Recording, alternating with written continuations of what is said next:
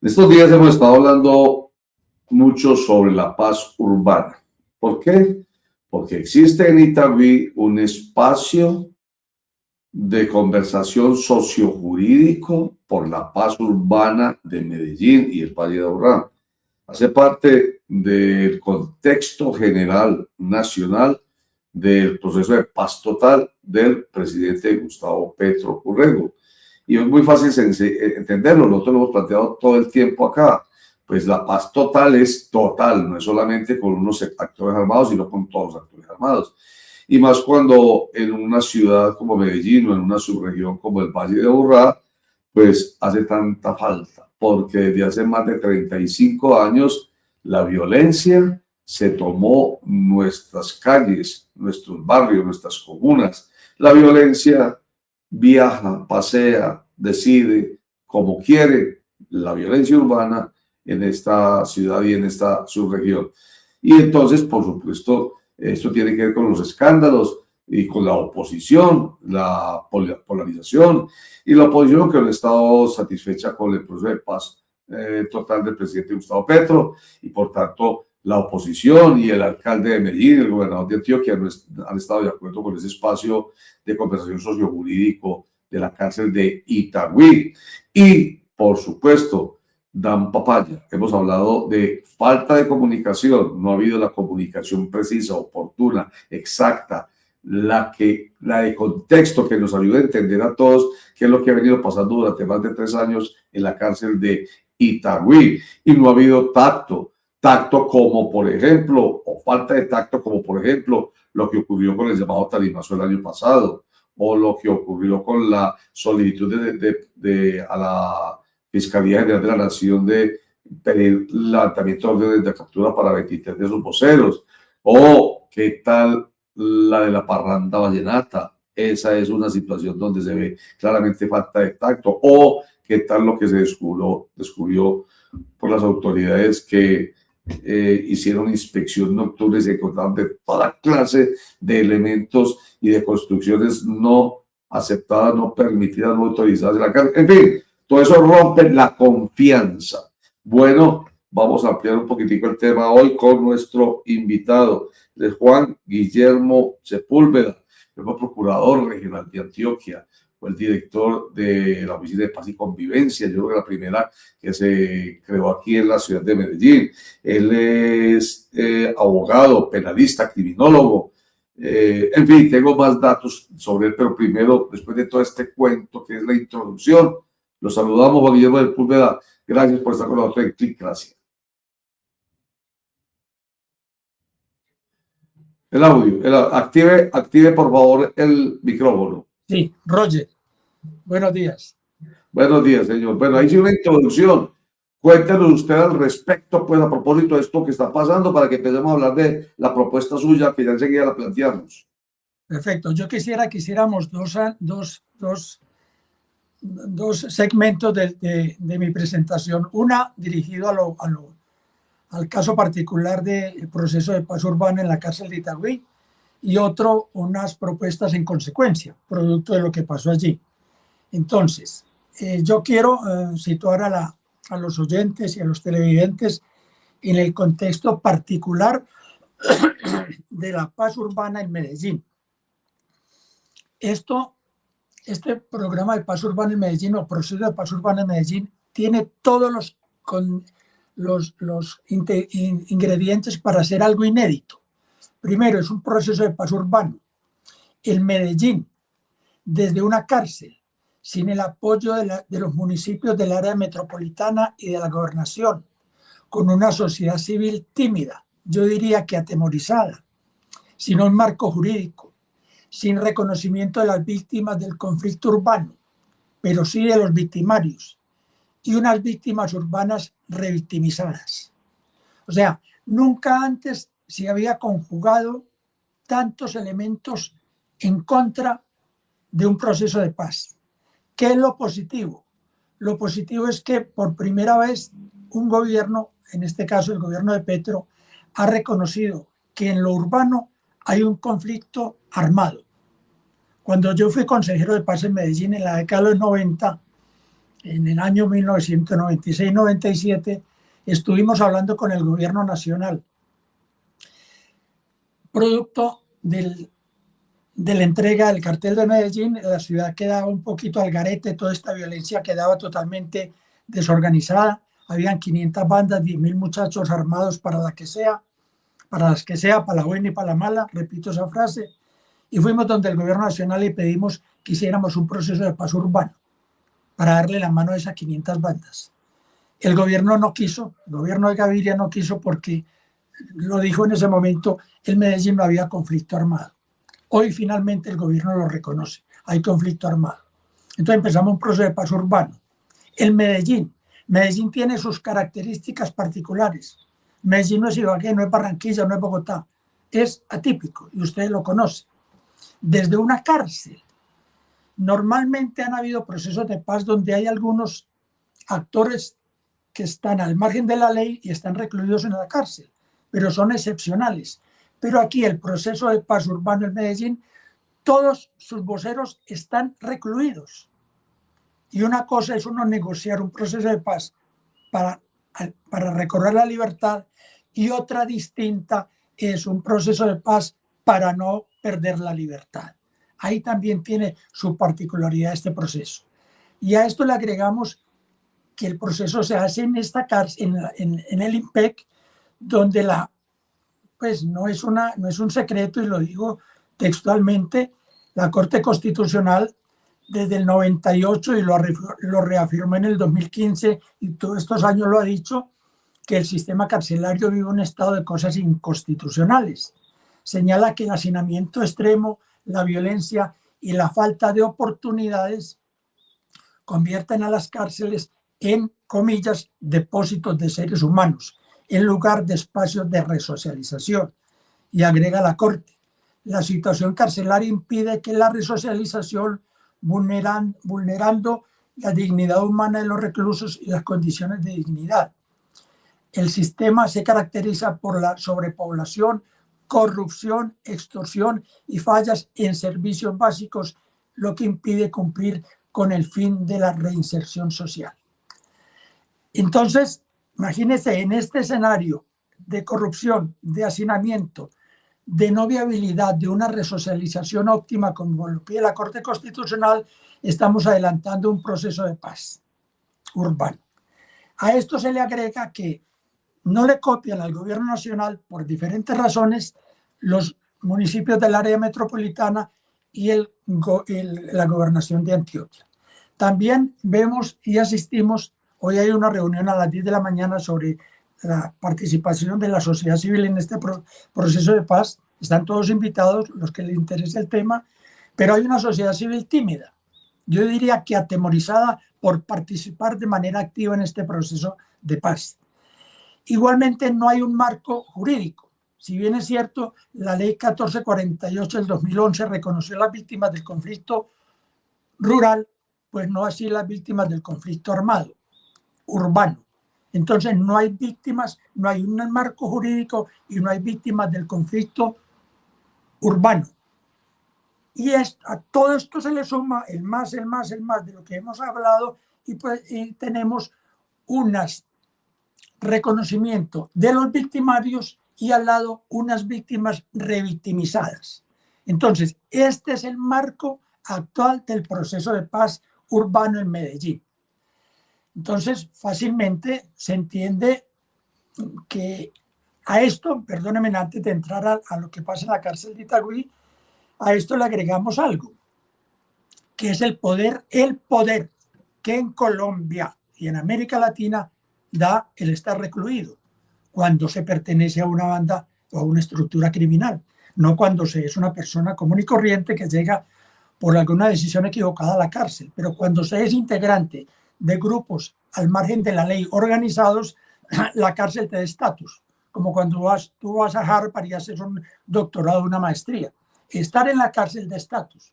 Entonces, estos voceros de Itagüí que están representando a la ciudad en este proceso de paz, además de tener el estatus de ser violentos, de haber estado al margen de la ley y hacer parte y ser voceros de esas estructuras criminales, también le ponen otra camiseta. Yo a veces les digo, en forma de broma y de sorna, los camisas blancas, les ponen la camiseta de la paz. Entonces estos señores se arman con la guerra y se arman con la paz.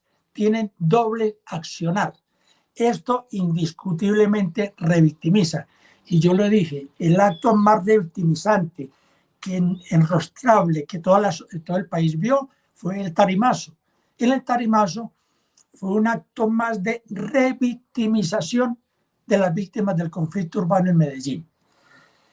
Entonces fácilmente es entendible como una parranda vallenata en la cárcel de Itagüí, promovido por estos voceros del proceso de paz en Medellín, haga petar por el aire este proceso de paz, que tenía todos estos ingredientes para que así sucediera. Entonces, para resumir, Roger, y darte paso a que preguntemos hacia adelante, ¿qué fallas hubo grandes? ¿Qué escándalo? ¿Qué se produjo? Hubo fallas graves de control dentro del sistema penitenciario. O sea, el IMPEC es una institución fallida. Es una institución fallida. El IMPEC, si algo hay que hacer en la nueva reforma a la justicia, hay que reformar el IMPEC. Yo no sé si pase lo que pasó con el DAS, Barajri volver a dar, poner otra institución, pero el IMPEC es inviable. Igual, débil exigencia de transformación a quienes participaron en el proceso de paz. Lo que pasó en Itagüí demuestra a las claras que 3 años de este proceso han pasado en vano, porque no han logrado transformar positivamente a los voceros que están en las cárceles y siguen con estas prácticas mafiosas y ostentosas. Y tercero, hay una reacción política que puede poner en riesgo la estabilidad de la ciudad. Ojo, Roger y compañeros, no subestimemos lo que pueda pasar con el traslado de estas personas a otras cárceles, que ya es un hecho. Aquí hay que ser de todos de todo en la ciudad, menos ingenuo. Entonces también es un llamado a la ponderación de todos los actores, gobierno nacional, regional, municipales, a la sociedad civil y a los grupos al margen de la ley urbanos. Con esto hago una primera introducción, Roger. Absolutamente claro el contexto, pero venga, antes de que sigamos. ¿Aló? Sí, hola, ¿me oye? ¿Me oye? ¿Me oye? ¿No me está oyendo? Hola. No me oye. Hola, hola. Roger, no te escucho. Ah, ¿qué pasaría ahí, muchachos? A ver, Germán, ¿y ustedes me están oyendo? ¿Aló? ¿Me oye? Hola. ¿Me está oyendo? Hola. No, él no nos oye. Eso es un problema recurrente, Roger, no sabemos a qué se debe. Yo sí lo escucho a usted perfectamente. Bueno, él ha salido. Vamos a ver si de pronto volviendo a entrar nos escucha. Quiere decirle que salga y vuelva y entra. Y entra. Yo le digo por acá. Ojalá esté haciéndolo, ¿cierto? Salga y entre. De nuevo. Bueno, muy bien. Mientras tanto, estamos hablando con Juan Guillermo Sepúlveda. Él nos acaba de hacer una radiografía general. ¿Me están escuchando? Vale. Hola, hola, ¿me escucha? ¿Sí me escucha? ¿Me escucha? No, lo escucha. Bueno, esta vez, que de donde me está pasando mucho. Qué vaina. Bueno, entonces, estoy diciendo yo que es Juan Guillermo Sepúlveda. Él fue procurador general, el procurador regional de Antioquia, fue director de Paz y Convivencia de Medellín. Es reconocido por la OEA como generador de confianza en América. Eso es muy importante, generador de confianza en estos temas. Es creador y director de la Fundación Colombia Restaurativa y del Centro de Justicia Penal Reintegradora. Y viene con la propuesta de que la paz urbana no puede depender de una cárcel. Y pues precisamente con esta gran introducción que ha hecho, nos demuestra claramente que así es. La paz urbana ha dicho que esto es sui generis lo que está pasando. la paz urbana, que es nuevo, que es importante, que es necesario, que es lo que hay que reconocerle precisamente al presidente Gustavo Petro, que es lo que le desconoce la oposición, y es que la paz urbana nunca había sido tenida en cuenta para que se lleve a cabo desde el punto de vista de las negociaciones.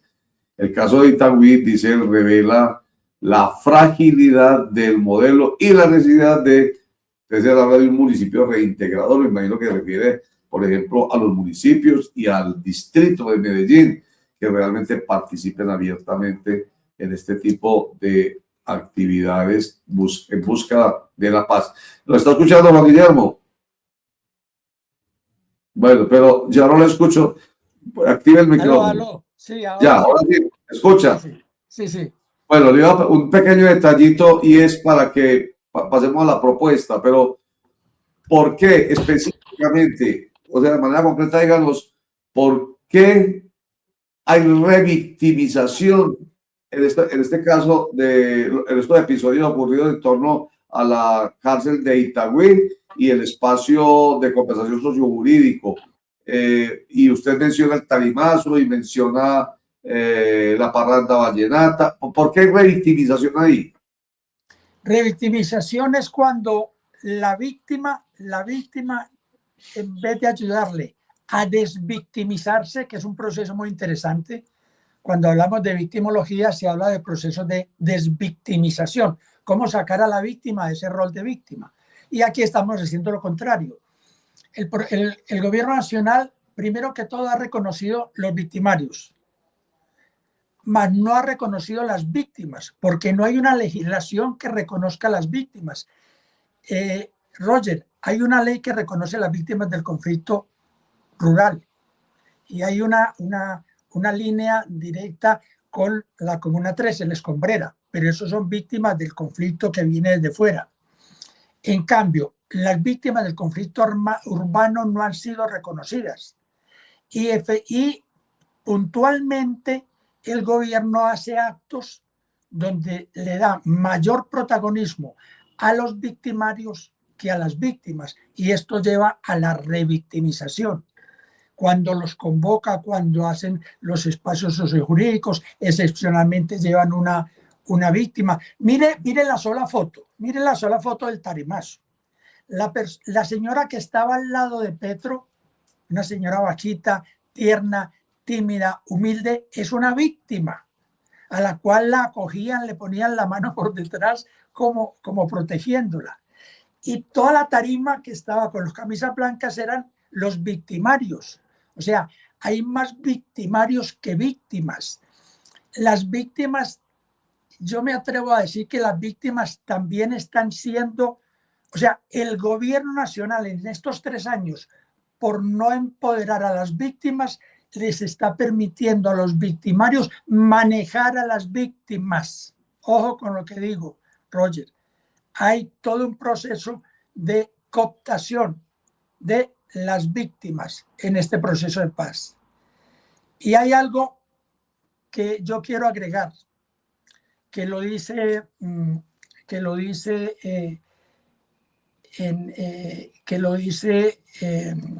ahora se va a lanzar un libro en la Feria del Libro de Bogotá la semana entrante, donde, ya te digo, se llama La Hora de los Lobos,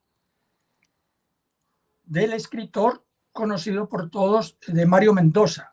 Mario Mendoza dice: si no intervenimos el territorio desde la convivencia, el riesgo será mayor, pues las estructuras criminales pueden seguir consolidando poder social y terminar influyendo en la vida comunitaria con mayor determinación e incluso en la democracia local, como lo advierte, y acabo de decir, Mario Mendoza en La Hora de los Lobos. O sea, hay todo un riesgo por la lentitud y la falta de entrar coordinadamente gobierno nacional y gobierno local a que las bandas criminales coopten la democracia local en la ciudad de Medellín.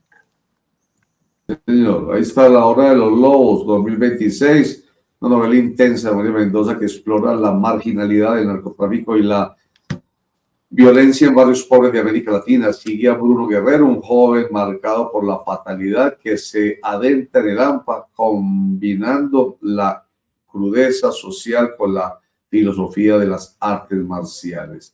La obra de los lobos, una obra de Mario Mendoza. Bueno, entonces, Juan Guillermo Sepúlveda, yo lo que estoy entendiendo es que usted tampoco está de acuerdo con lo que se está haciendo en torno al proceso de paz urbana de Medellín desde la cárcel de Itagüí. ¿Cómo se está haciendo? Entonces, ¿cuál es la propuesta para un proceso de paz? Porque eso sí lo defiende plenamente nuestro invitado Juan Guillermo Sepúlveda. ¿Cuál es la propuesta para que realmente haya un proceso de paz? Que es lo que nosotros hemos venido defendiendo aquí tanto, señores, que es necesario que nuestros barrios vuelvan a recobrar la tranquilidad, que no obstante haya bajado el índice de extorsiones y de homicidios y que supuestamente hayan desaparecido las fronteras invisibles, pues sigue habiendo dominio, y por lo que nos dice Juan Guillermo Sepúlveda, sigue habiendo presencia y con posibilidades de fortalecimiento de la estructura armada en los barrios. Ahí como me da la impresión, no sé si ustedes así lo tienen en claro, hermano y demás, pero da la impresión de que está un poco alineado Juan Guillermo Sepúlveda con la oposición a ese proceso de paz. Juan Guillermo, ¿nos oye? Yo tengo unas críticas serias al gobierno nacional, que aquí ha improvisado mucho en un proceso que era totalmente atípico. Faltó más información, más formación, más rigor, más seguimiento. Sí, señor. Y si hubiera tenido más esto, yo creo que el gobierno local y el gobierno departamental se hubieran sumado al proyecto. Pero hubo mucha improvisación. Yo soy uno de los, o sea, yo soy partidario total de un proceso de paz urbano, pero soy un crítico permanente de esto, con bases, con seriedad y con riguridad científica en este tema. O sea, no lo hemos sabido hacer. Y lo otro, que de este proceso de paz urbana en Medellín dependen otros procesos urbanos, Quibdó, Buenaventura, de pronto Barranquilla, yo no sé si Bogotá querrá, pero esto es el espejo. Medellín vende y debe vender una paz urbana real y cierta. Entonces, en ese sentido, señores compañeros periodistas y la audiencia, la propuesta que yo traigo desde mi conocimiento, desde mi sentir, desde mi fortaleza, que de pronto es el tema de la justicia, es que no hay paz sin justicia. Y esa justicia no es la justicia tradicional, no.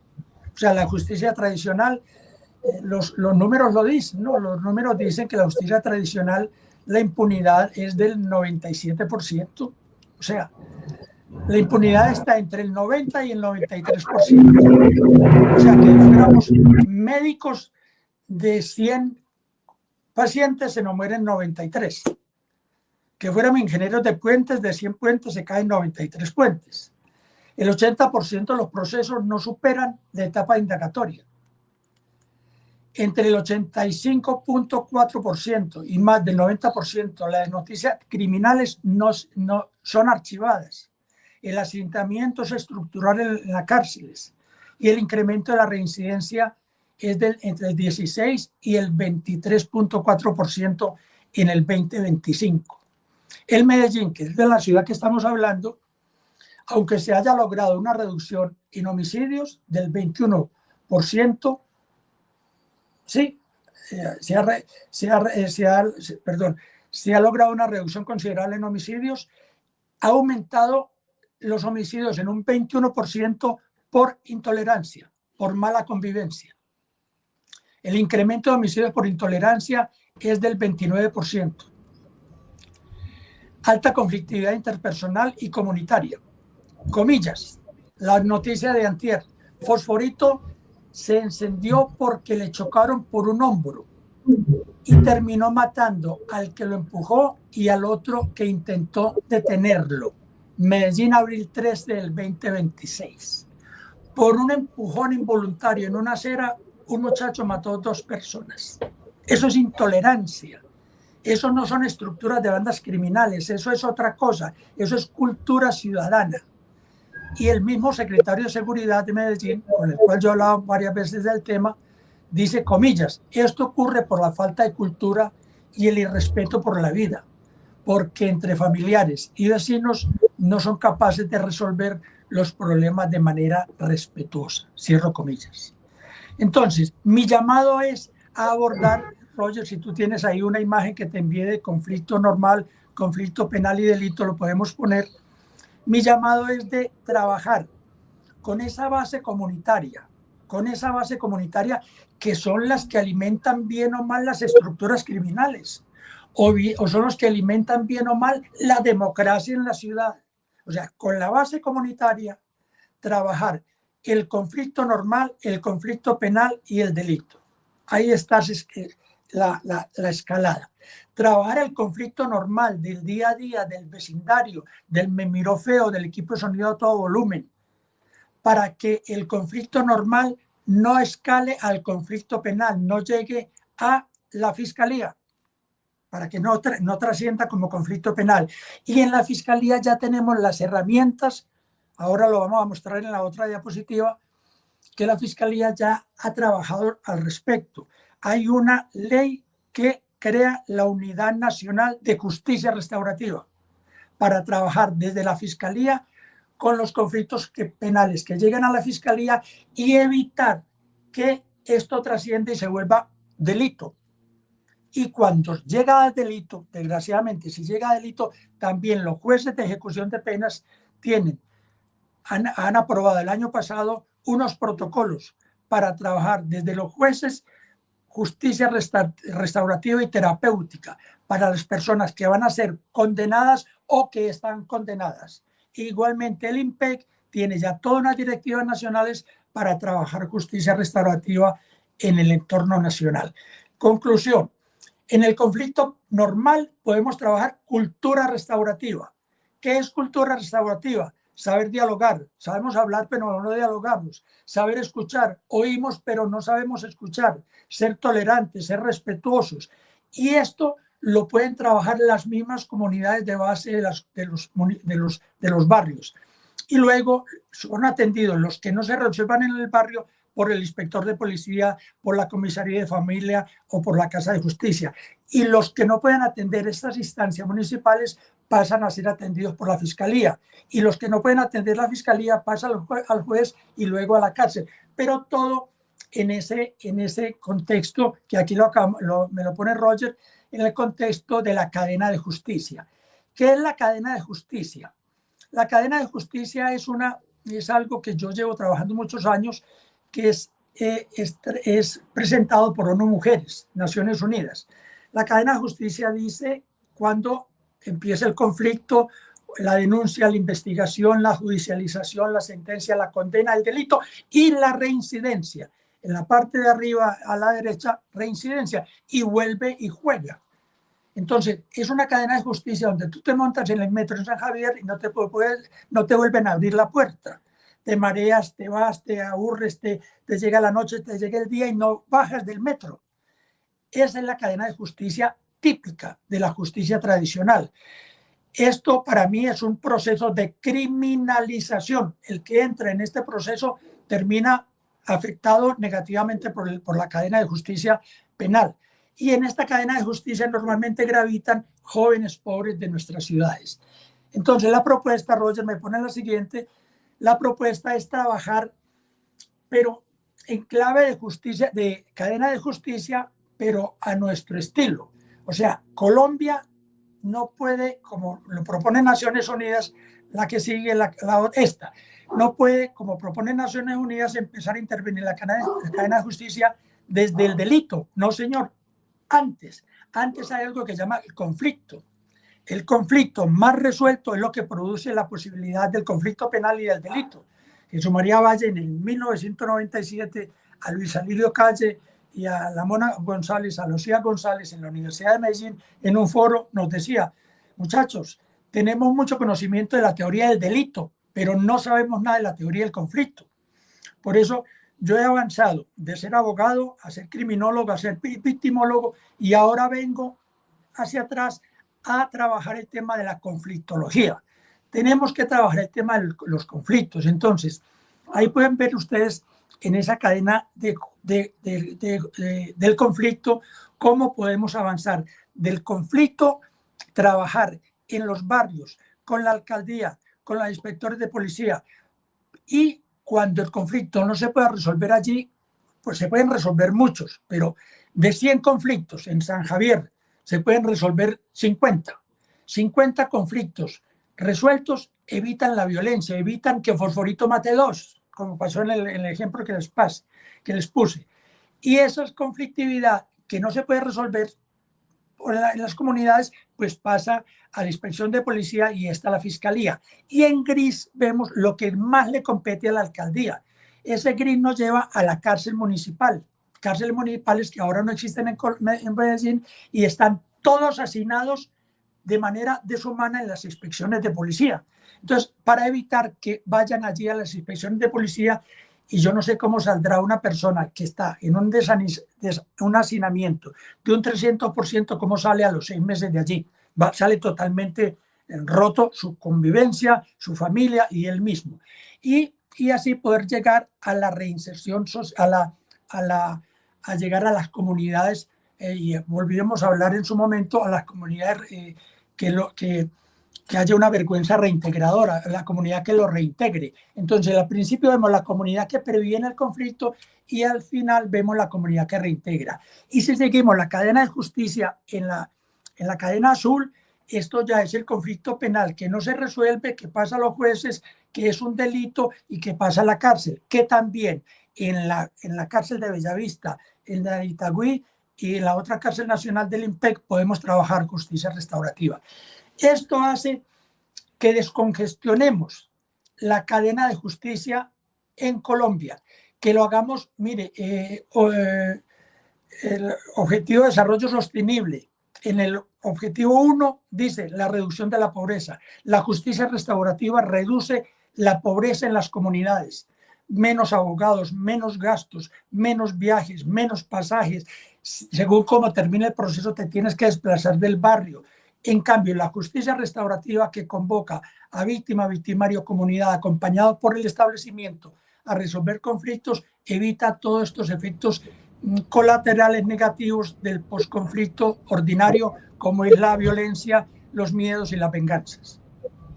Doctor Juan Guillermo, buen día, cordial saludo. Qué bueno tenerlo por aquí de nuevo. ¿Aló? No, el mismo inconveniente se nos está presentando, don Roger, cada vez que cambiamos de interlocutor, pues Sí.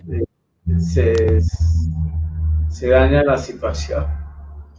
Usted, bueno, vamos a ver, pero Juan Guillermo Sepúlveda es muy juicioso. Él sabe que hay dificultades, pero sale y entra con sonido.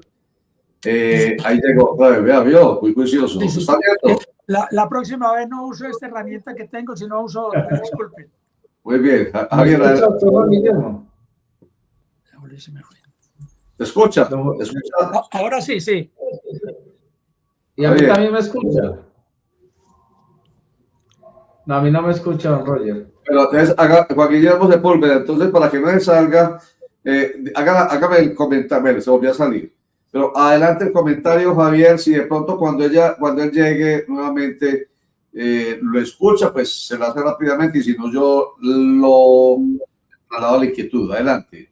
No, es que lo que él expone a mí me genera una inquietud, es si es una propuesta en dos sentidos, es decir, aplicar una justicia transicional para superar la situación ahora de conflicto y de conflictividad en Medellín, por un lado, y por otro lado hacer una reforma profunda de la justicia que incorpore esos elementos que él plantea de justicia restaurativa. No sé si la idea va en esas dos direcciones. ¿Le escuchó? Perdóname, vuelve a hacer la pregunta, no la escuché, disculpa. ¿Pero me escucha ahora sí? Ahora sí, sí, sí. No sé si lo entendí mal, pero no sé si la propuesta es que como cuando le entra algún mensaje o alguna cosa. Eso es. Es el problema de comunicarse con el celular. Cualquier mensaje que entre inmediatamente desactiva la comunicación. Pero bueno, a ver, hombre, Germán y Javier, ¿Les ha quedado claro la propuesta de... A mí lo que me suena es que nada tiene que ver con diálogo de paz. No es... ¿La puedo hablar? Sí. La paz no tiene que ver con eso, con diálogos de paz. Esa propuesta de Juan Guillermo Sepúlveda. No tiene que ver nada con diálogos de paz. Es una propuesta para la comunidad pura, para la sociedad civil común y silvestre, aquella que tiene que ver con la justicia ordinaria. Es más, la propuesta, yo se la envié a Roger, tiene un documento teórico, el modelo de cultura y justicia restaurativa, un documento técnico, cómo se haría, y tiene la propuesta para presentar al Consejo de Gobierno como un acuerdo municipal que institucionalice la cultura y la justicia restaurativa en la ciudad de Medellín y hagamos consecuentemente de Medellín y el área metropolitana una región reintegradora. Esas son las palabras clave, restaurativa y reintegradora, ¿cierto? Explíquenos así de manera muy sucinta y muy pedagógica, ¿qué es, para que eso da mucha más claridad con seguridad, qué es justicia restaurativa y qué es reintegradora? Justicia restaurativa es la que, la palabra lo dice, la que lleva a restaurar el daño que se causó con un conflicto normal, conflicto penal o con delito. Y ese acuerdo restaurativo pasa por 3 R's: la responsabilización del victimario, la reparación del daño a la víctima y la reconciliación. Y esto nos abre la puerta de la reconciliación social. Lo que hablábamos en algún momento, la vergüenza reintegradora. Después de pasar tú por este proceso, vuelves al barrio, el barrio te reclama por qué hiciste eso, pero te acoge como una persona que eres más del barrio. Lo que yo decía con el alcalde de Medellín. El alcalde de Medellín es el padre político de la ciudad.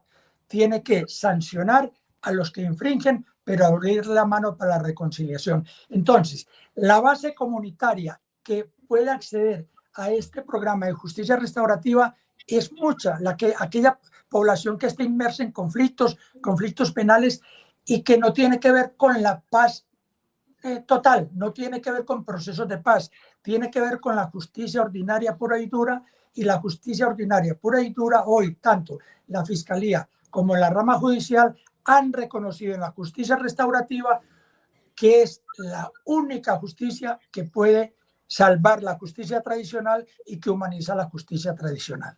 Sí, señor, perfecto. Bueno, esto es un tema que no se, digamos, asimila así de buenas a primeras, pues, es un tema que es para... Pedagogía, se requiere pedagogía para esto. Se necesita mucha pedagogía, por supuesto. Pero entonces, lo que sí nos queda claro no es siéntese a dialogar, no, es, hombre, es mejor dicho, es la esencia de la justicia, no, es la esencia del derecho y la justicia. Alguien hace un daño a la sociedad, entonces se le responsabiliza, responde por ese daño y tiene en cuenta quién se lo hace, entonces digamos, ¿cómo es la palabra ahí? Que se le reconoce, digamos, el daño que se le hizo. Entonces, y hay reconciliación final.